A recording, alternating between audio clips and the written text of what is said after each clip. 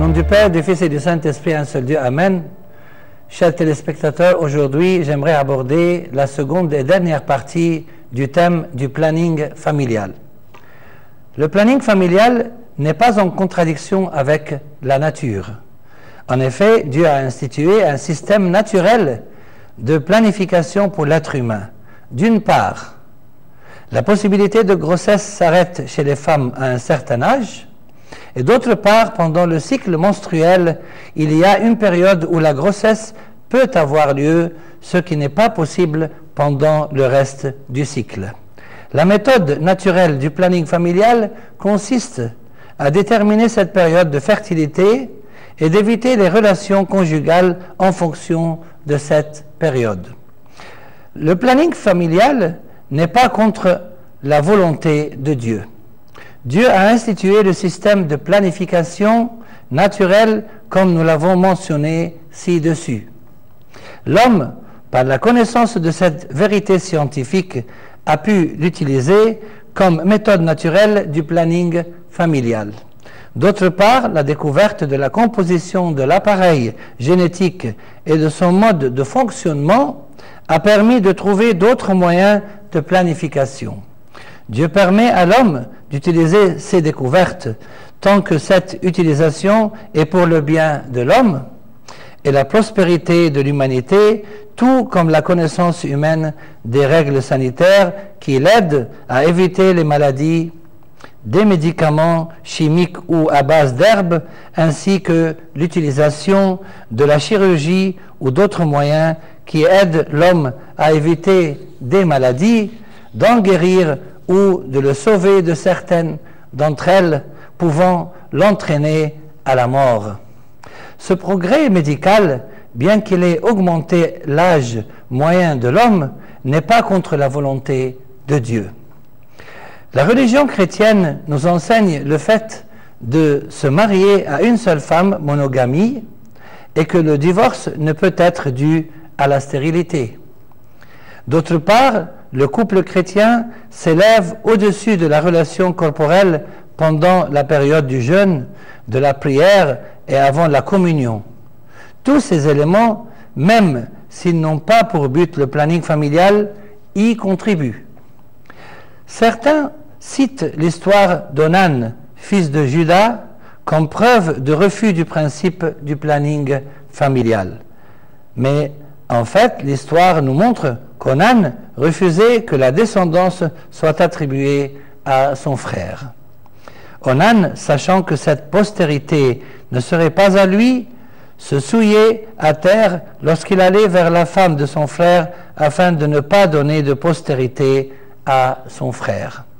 Tel n'aurait certainement pas été son comportement si la descendance pouvait porter son nom et non celui de son frère.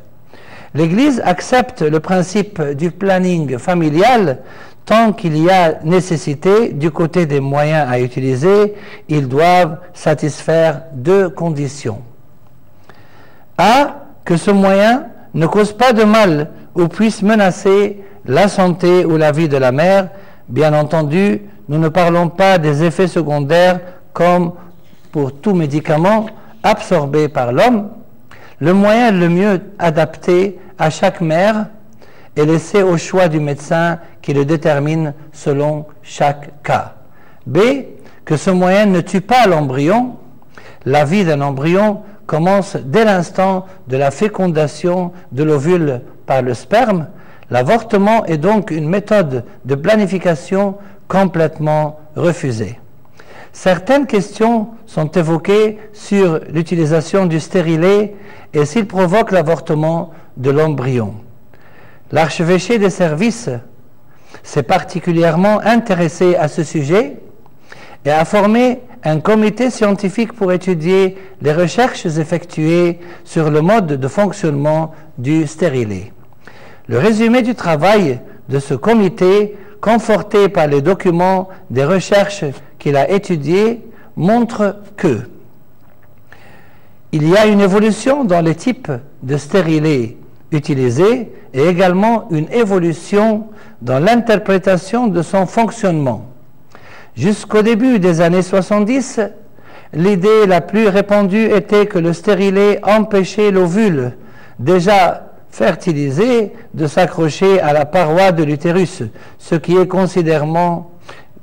considéré comme un avortement. Cette théorie a été démentie par les études et les recherches qui mesurent la perte de grossesse, puisqu'on y trouve un pourcentage de perte de grossesse parmi les femmes qui n'utilisaient pas des moyens de contraception ou qui utilisaient d'autres moyens que le stérilet. Les théories récentes attribuent le fonctionnement du stérilet à une réaction interne de l'utérus qui empêche le sperme de s'introduire dans l'ovule. Dans certains types de stérilets modernes, on ajoute l'hormone de progestérone ou un de ses dérivés, ce qui empêche d'une manière active la fécondation. Le progestasère est un exemple de ce type de stérilet.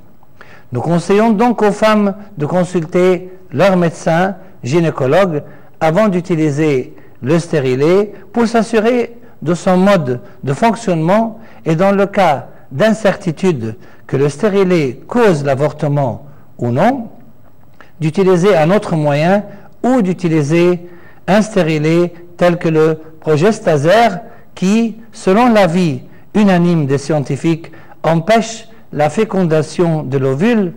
Je vous retrouve très bientôt pour aborder un autre thème et gloire à Dieu éternellement et pour les siècles des siècles. Amen.